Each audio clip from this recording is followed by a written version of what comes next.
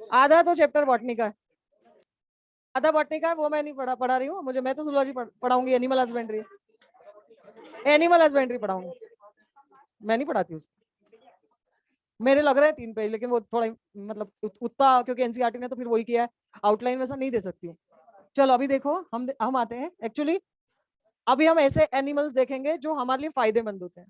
ठीक, अब एनसीईआरटी ने क्योंकि सिर्फ एनिमल हस्बेंड्री दिया हुआ है, थोड़ा थोड़ा एपीकल्चर और फिशरीज वगैरह बहुत थोड़ा थोड़ा दिया हुआ है। पहले जिस हिसाब से क्वेश्चन आते थे तो तब हम काफी डिटेल पढ़ाते थे, अभी डिटेल में पढ़ने की जरूरत नहीं है अपने को, बट अब फिर से मॉड्यूल में बहुत ज्यादा पहले जैसा डिटेल दिया है। ठीक है, दिया सब है, पढ़ते समय तुम डिसाइड करना कि अपने को क्या पढ़ना है और क्या छोड़ना है। आज एनिमल हस्बेंड्री पे इन लोग क्या कर रहे हैं, अभी जब से नीट स्टार्ट हुआ है, जितना इन्होंने दिया हुआ है इन ब्रीडिंग आउट ब्रीडिंग, जितना इन्होंने दिया है थोड़ा detail in breeding out breeding में, उसी में से सालों साल क्वेश्चन आते हैं। नीट में भी आया था इस बार, सालों साल उतने में से आता है। फिर पहले क्या सारे कल्चर में से पूछते थे, आजकल नहीं पूछते, है ना। तो जितने भी कल्चर है थोड़े थोड़े तो मुझे पढ़ाना पड़ेंगे, इसलिए क्योंकि पहले तो पूछते ही थे उसके ऊपर, अब कभी एक आधी क्वेश्चन आ गया तो गड़बड़ है, तो थोड़े थोड़े शॉर्ट में कल्चर में बताती हूँ। तुम लोग सुन भी लोगे, पर वो ऐसा है कि अब पता होना जरूरी है, पता नहीं होगा तो तुम गेस नहीं कर सकते हो। जैसे उन्होंने एक बार जब आते थे, अभी तो नहीं आ रहे नीट से, पहले तो उन्होंने पूछा था कि मलबेरी सिल्क प्रोडक्शन में इंडिया की क्या रैंक है। तो मलबेरी सिल्क अभी इंडिया सेकंड पे चल रहा है, उस समय आया तब इंडिया की 5th रैंक थी, अभी फर्स्ट पे चाइना। तो मतलब क्वेश्चन ऐसे है कि पता नहीं होगा तो तुम बिल्कुल ही नहीं कर सकते हो, गेस नहीं कर सकते हो, वो पता होना जरूरी, अंडरस्टैंड, समझना नहीं, पता होना जरूरी। तो तुम लोग, मैं पर्टिकुलरली उतना उतना पोर्शन लेती हूँ जिसके ऊपर क्वेश्चन पहले आते थे। और फिर से बता दे रही हूँ कि नीट में अभी एनिमल हस्बेंड्री के अलावा नहीं आए क्वेश्चन, है ना। तो मैं शॉर्ट शॉर्ट में सारे कल्चर्स बता रही हूँ, तुम सिर्फ सुन लो, बस उससे ज्यादा कुछ नहीं करना है ना। पढ़ना तुमको मॉड्यूल से, यदि इच्छा होगी तो मॉड्यूल से पढ़ लो, और नहीं तो एनसीईआरटी से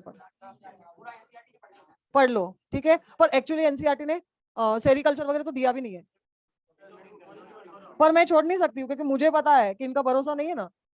पहले लोग सेरिकल्चर में सिल्क में कौन सा प्रोटीन है ये क्वेश्चन आ चुका है, तो फिर बिल्कुल नहीं पता रहेगा, छूट जाएगा अपने से। तो मैं तो शॉर्ट शॉर्ट थोड़ा सा बता रही हूँ, बस सुनो। सेरिकल्चर मतलब क्या बोलेंगे, रेशम कीट, इजी चैप्टर है, ध्यान से सुना तो भी आएगा। नहीं, साथ साथ में लिख सकते हो तो लिखो, मुझे कोई प्रॉब्लम नहीं, हाँ, है ना, साथ में लिख सकते हो, लिखो। सेरिकल्चर मतलब क्या बोलेंगे, रेशम कीट को पालना, उसकी देखभाल करना। अच्छा चैप्टर है, इजी है। रेशम कीट को पालना और उनकी देखभाल करना, इसको क्या कहा जाता है, सेरिकल्चर। ठीक, तो क्या प्राप्त करने के लिए, सिल्क, बहुत ही वैल्यूएबल प्रोडक्ट सिल्क, सिल्क प्राप्त करने के लिए रेशम कीट को पालना, उसकी देखभाल करना, इसको बोलते हैं सेरिकल्चर। हालांकि ये सब मॉड्यूल में मिल जाएगा, मैंने पहले ही बोला है। बस ये है कि मॉड्यूल में तुम्हें लगेगा कि बहुत बढ़ा दिया है, बट तुम जितना काम का उतना पढ़ लेना, बाकी का मत पढ़ना, है ना, वही बेस्ट है। ठीक, तो इसको हम सेरिकल्चर बोलेंगे। अब रेशम कीट को हम इतने लंबे समय से पाल रहे हैं और उनमें इतने सारे आनुवंशिक बदलाव करते जा रहे हैं कि अब ये बिना मनुष्य की देखभाल के ये अब जिंदा नहीं रह सकता। मतलब प्राकृतिक अवस्था में हमको रेशम का कीट मिलता ही नहीं है, ये अपनी देखभाल खुद कर नहीं सकता, अपना खाना खुद भी ढूंढ भी नहीं सकता है। अब पूरी तरह से किस पे डिपेंड हो गया, ये ह्यूमन पे ही। विदाउट ह्यूमन केयर अब ये सर्वाइव नहीं कर सकता है, ठीक है। तो क्रीम कलर का इंसेक्ट होता है और उसके पंख वगैरह विकसित नहीं होते हैं, मतलब उड़ नहीं सकता, हैवी बॉडीड होता है, उड़ नहीं सकता है, ठीक है। तो सेरिकल्चर स्टेप बाय स्टेप बताती हूँ। पहला तो चॉइस ऑफ ब्रीड, है ना। सबसे पहले देखो कि हमें जो रेशम कीट होते हैं, जिस तरीके का वो खाना खाते हैं और उस क्वालिटी का वो सिल्क बनाते हैं, ठीक। सबका फूड अलग अलग होता है, तो बनाने वाली सिल्क की क्वालिटी भी क्या होगी, सबकी अलग अलग ही रहेगी। तो मैं स्पीशीज बता रही हूँ, तुम्हें कोई जरूरी नहीं तुम याद करो। एंथेरिया असमेंसिस बोलेंगे, मैं लिख रही हूँ, जरूरी नहीं तुम याद करो। एंथेरिया असमेंसिस, ये दालचीनी जो होती है, सिनामोन लीव्स, जो दालचीनी मसाला होता है, लकड़ी स्टिक दालचीनी, ये दालचीनी की पत्तियों पे निर्भर होता है ये कीट, और इससे हम प्राप्त करते हैं आसाम सिल्क, या उसको बोलते हैं मुगा सिल्क, ठीक। पहला एंथेरिया समेंसिस। एंथेरिया पेफिया, या इसको माइलीटा बोलते हैं, एमपी में ज्यादा प्रोडक्शन है इसका, ठीक है। ये प्रोड्यूस करता है कोसा सिल्क, या उसको कहा जाता है टसर सिल्क, ठीक है। ये काय पे निर्भर करता है? Fig family plant. अंजीर फूल के पौधे, उसकी पत्तियों को खाता है और सिल्क प्रोड्यूस करता है। कोसा सिल्क क्या क्या बोलते हैं? टसर सिल्क। फिर एंथेरिया पर्नी, ओक सिल्क बोलते हैं। इससे ओक सिल्क मतलब जो आकड़े का जो पौधा होता है उसकी पत्तियां खाता है और हमें ओक सिल्क प्राप्त होता है। फिर एटेकस रेचिनी, और इससे ये अरंडी की पत्तियां खाता है और इससे हमको अरंडी सिल्क या एरी सिल्क बोलते हैं, है ना। सबका अलग अलग फूड है और फिर सिल्क भी वो अलग अलग ही प्रोड्यूस करेगा। और बॉम्बेक्स मॉरी, जिसके अपन अभी लाइफ साइकिल देख रहे हैं, बॉम्बेक्स मॉरी मलबेरी सिल्क ये बनाता है ना। मलबेरी क्या होता है? शहतूत। ये शहतूत की पत्तियां खाता है और कौन सा सिल्क बनाता है? मलबेरी सिल्क कीट। ठीक है। अब क्वेश्चन के ये इतने सारे रहते हैं तो तुम बस सुनोगे तो भी तुमको एग्जाम में बन जाएंगे। ये इतने क्वालिटी के सिल्क होते हैं, तो which is the best quality of silk? सबसे बेस्ट क्वालिटी का मलबेरी सिल्क, है ना। और पहले पहले जो क्वेश्चन पूछते थे उस हिसाब से बताते हैं। और पूछते थे कि इंडिया में which is the largest producer state? India में सबसे ज्यादा मलबेरी सिल्क का कहाँ प्रोडक्शन होता है? It is Karnataka. South India, south India famous है ना सिल्क के लिए। हाँ, कर्नाटका, मैसूर। मैसूर सिल्क सबसे अच्छा माना जाता है। ठीक। और मलबेरी सिल्क प्रोडक्शन में अब इंडिया की सेकंड रैंक है, क्योंकि शुरुआत चाइना से हुई। बॉम्बेक्स मॉरी चाइना का नेटिव है। सबने ये पढ़ा होगा कि वहां पे जो क्वीन थी उसको मतलब उसने ये तरीका ढूंढा था कि कीट से कैसे प्राप्त करते रेशम। लंबे समय तक सिर्फ चाइना में ही सिल्क प्रोडक्शन होता था। धीरे धीरे धीरे आइडिया बाहर गया, स्मगल्ड हुआ, और उसके बाद जाके अब जर्मनी बोलेंगे और इंडिया बोलेंगे, और ठीक है, ऐसे काफी सारे, साउथ कोरिया, बहुत सारे देशों में अब सेरिकल्चर होने लगा। यूएसए में नहीं होता है ना। यूएस बोलेंगे अपन, अमेरिका में वो लोग यूज बहुत करते हैं बट अपन उनको एक्सपोर्ट करते हैं। शायद वहाँ का जो वातावरण है वो सेरिकल्चर के लिए फेवरेबल नहीं है, पहला। और high cost of hand labours बोलते हैं। वहाँ जो वर्कर्स होते हैं उनको पैसा ज्यादा देना पड़ता है। और अपन क्या पढ़ रहे हैं? Economic zoology. मतलब हमें क्या होना चाहिए उसमें? प्रॉफिट। तो यूएस में प्रॉफिटेबल नहीं है, तो जनरली यूएस में तो ज्यादा वो करते नहीं है सेरिकल्चर। ठीक है। और India is the only country which produces all types of silk. बाकी जगह पे चाइना ले लो, जर्मनी ले लो, वो एक ही सिल्क बनाते हैं, कौन सा? मलबेरी। और अभी अभी कोसा सिल्क का भी प्रोडक्शन शुरू किया है। लेकिन हम हमारे इंडिया में ऐसा क्लाइमेट है कि हम हर तरह का सिल्क प्रोड्यूस करते हैं। ठीक है।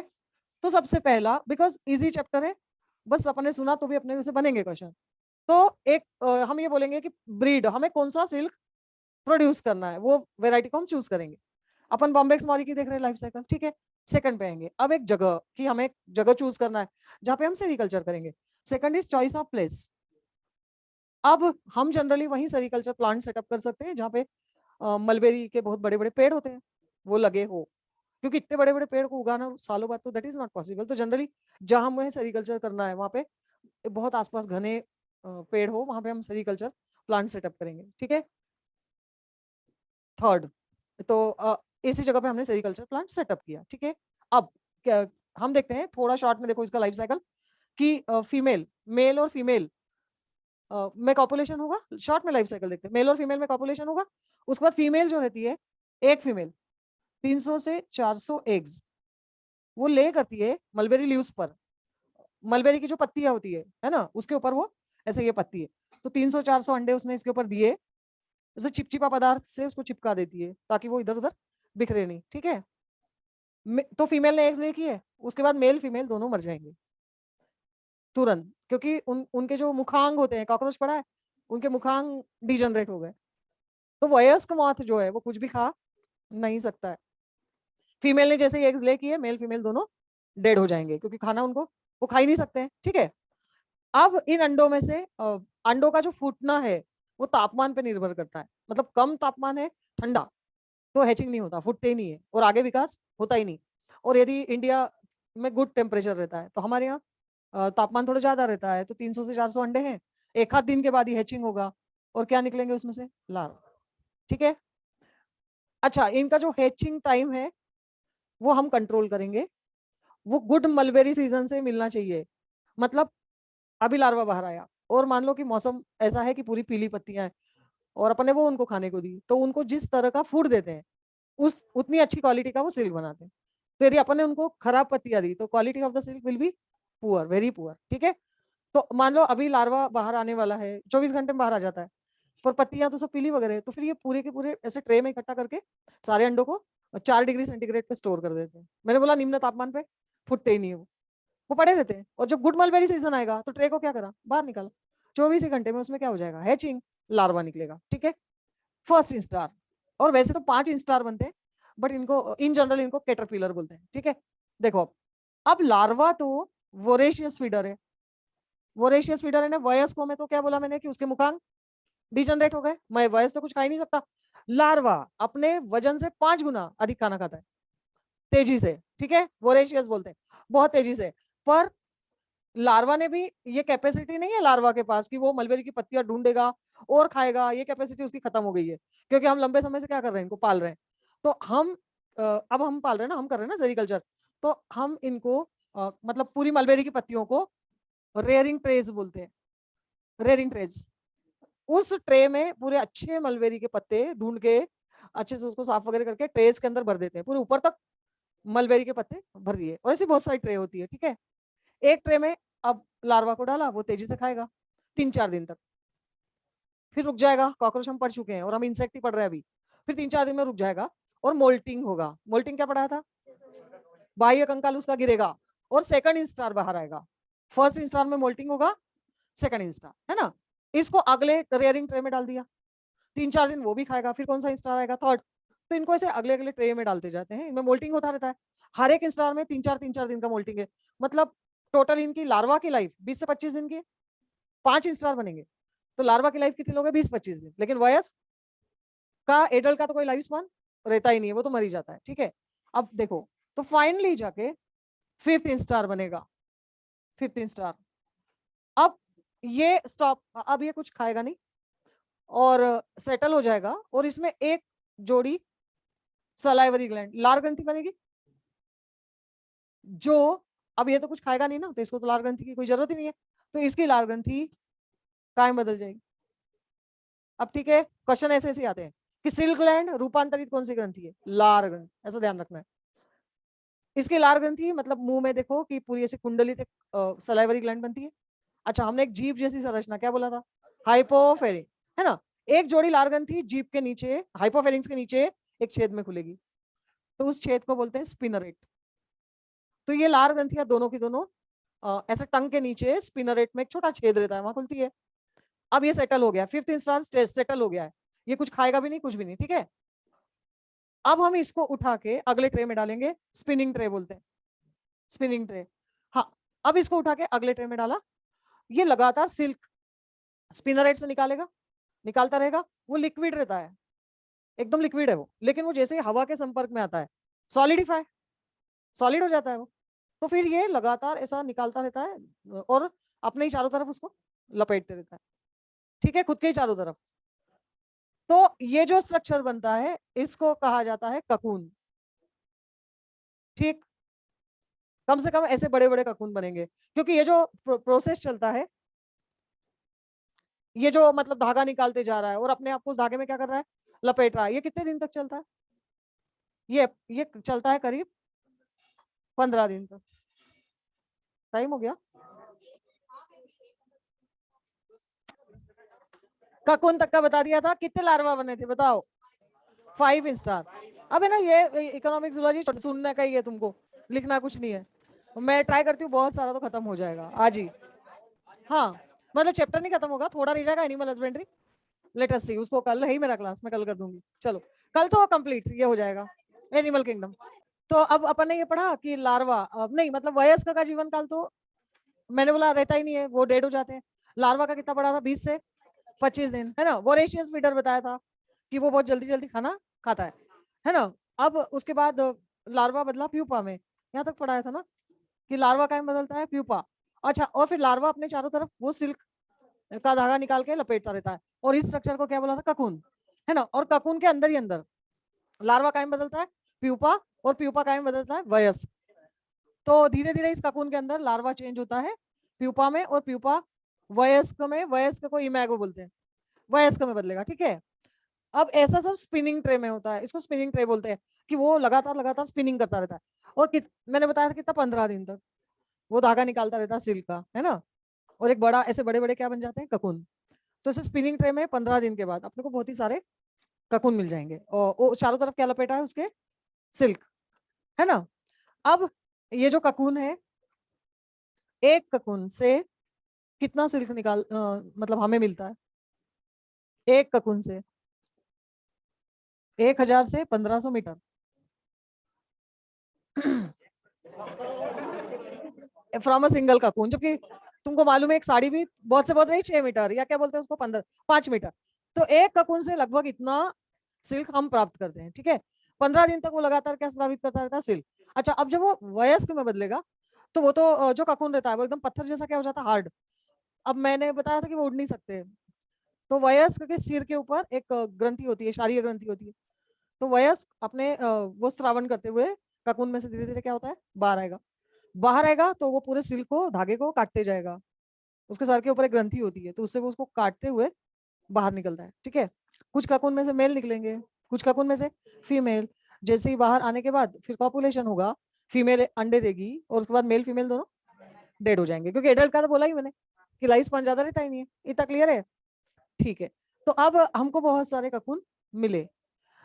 अच्छा, आपको इसमें दो क्वेश्चन बनते हैं। पहला तो कि सिल्क का निर्माण कौन करता है, सिल्क इज सिंथेसाइज बाय, तो क्या लिखोगे,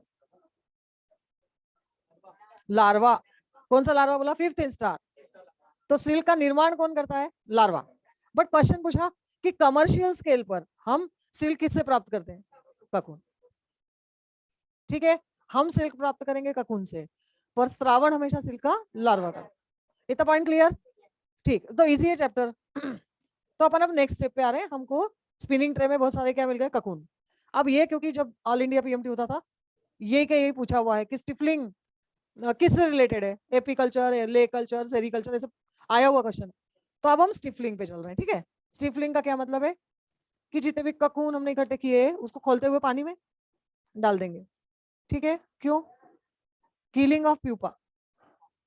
उस ककून के अंदर लार्वा ने किया ना स्रावित, फिर लार्वा का बदला प्यूपा, प्यूपा वयस्क। तो अंदर प्यूपा हो चाहे वयस्क हो, उसको मार मार देना है।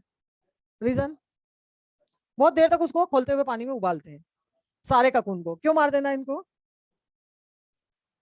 क्योंकि यदि ये वयस्क होके निकल आया तो ये तो अंदर ककून को काटेगा। मैंने बोला धागे को क्या करता है, काटते हुए। उनका एक ही तरीका है बाहर आने का, वो धागे को काटते हुए आता है। तो अब ऐसे डिफेक्टेड ककून जिसका धागा कट गया है, उस मार्केट में उसकी 50% वैल्यू कम रहती है। उससे जो सिल्क प्राप्त करोगे उसकी 50% वैल्यू कम है। क्यों, क्योंकि सिल्क ज्यादातर लंबा धागा चाहिए होता है। ज्यादातर उसकी साड़ी, सिल्क ज्यादा कहाँ यूज होता है, गारमेंट इंडस्ट्री। साड़ी बनाना है या शॉल बनाना है तो धागे कैसे होना चाहिए, लंबे। और छोटे छोटे धागे रहे तो फिर उसको ऐसे बैग्स वगैरह बनाने में, ठीक है, वहां पे यूज करते हैं। जैकेट वगैरह बनाने छोटे धागे, तो छोटे धागे की मार्केट वैल्यू 50% कम रहती है, ठीक है। इससे कोशिश रहती है कि वो बाहर ना निकले, तो हमको लंबा धागा मिलेगा, ठीक है। ये स्टिफलिंग है, इतना क्लियर। तो अंदर ही अंदर प्यूपा या वयस्क को मार दिया, खोलता खोलते पानी में इसको डालेंगे। अब चलते रीलिंग। कुछ तो रखेंगे ना ककून, या कुछ तो लार्वा प्यूपा वो अगले जनरेशन के लिए कुछ तो बचाएंगे ना, सबको थोड़ी कुछ तो बचाएंगे ना हम। अब देखो, अब इसमें रीलिंग, वो उबालने से ये फायदा हुआ है कि जो ककून था वो पत्थर जैसा कड़क रहता है, उबालने से धागा एकदम सॉफ्ट हो जाता है, और बहुत ज्यादा महीन रहता है वो। तो 4-5 ककून में से एक एक धागा निकालते हैं, बहुत ज्यादा पतला रहता है वो। तो एक ककून में से एक धागा खींचा, एक में से एक खींचा, ऐसे 4-5 धागे मिलके एक धागा, उसको एक बड़ा सा व्हील रहता है, तो उस व्हील के ऊपर वो व्हील घूमता रहता है, तो उसके ऊपर वो धागे को निकाल निकाल के ऐसे लपेटते जाएंगे, ठीक है। ये रीलिंग चल रहा है। तो ककून में से पूरा धागा बाहर व्हील के ऊपर निकाल लिया।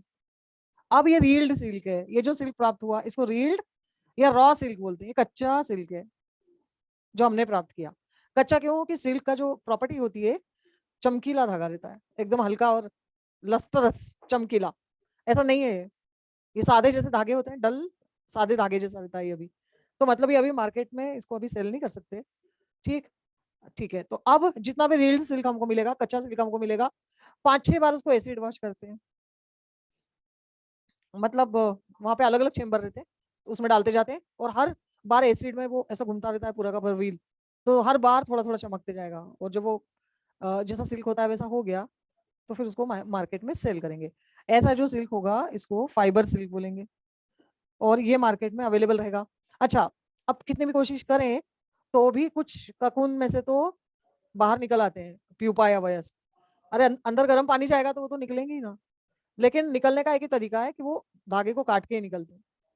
तो कुछ तो डिफेक्टेड ककून मिलेंगे ही हमको, कितना भी कोशिश करें तो भी। डिफेक्टेड ककून को अलग करेंगे, इसी तरीके से सिल्क ऑब्टेन करेंगे, उसको स्पन सिल्क बोलते हैं डिफेक्टेड से, है ना। और अभी बताया मैंने कि फिर इसकी वैल्यू बहुत ही मार्केट में कम रहती है। क्लियर? तो ये सेरिकल्चर। हाँ, अब एग्जाम में जो क्वेश्चन आता है कि नेचर क्या है सिल्क का। अच्छा, सिल्क ग्रंथि रूपांतरित कौन सी ग्रंथि? सलाइवा। और सिल्क का नेचर क्या है? जैसे चलो मैं पूछूं, हमारी हमारे बाल, बाल क्या प्रकृति के? Protein. Keratin is a protein. Chitin arthropoda में पॉलीसेकेराइड है केराटिन। तो हमारे हेयर और हमारे नेल्स का नेचर क्या? प्रोटीन बोलोगे ना। Silk is also protein. ठीक है, और इसका कंपोजिशन आ चुका है एग्जाम में। इसमें दो प्रोटीन रहते हैं, बाहर की तरफ 75% के करीब तो फाइब्रोइन, और अंदर एक और रहता है उसको बोलते हैं सेरिसिन। दो प्रोटीन का कॉम्बिनेशन रहता है। क्लियर? एक धागा बनता है जिसमें दो तरह के प्रोटीन, ज्यादा प्रोटीन कौन सा बेटा? फाइब्रोइन, और कम 25% के करीब सेरिसिन। इतना क्लियर? ये सेरिकल्चर इजी। तो मुझे लग रहा है याद ही रहेगा, इसमें क्या है ना, सुनोगे भी तो याद रहेगा। ठीक।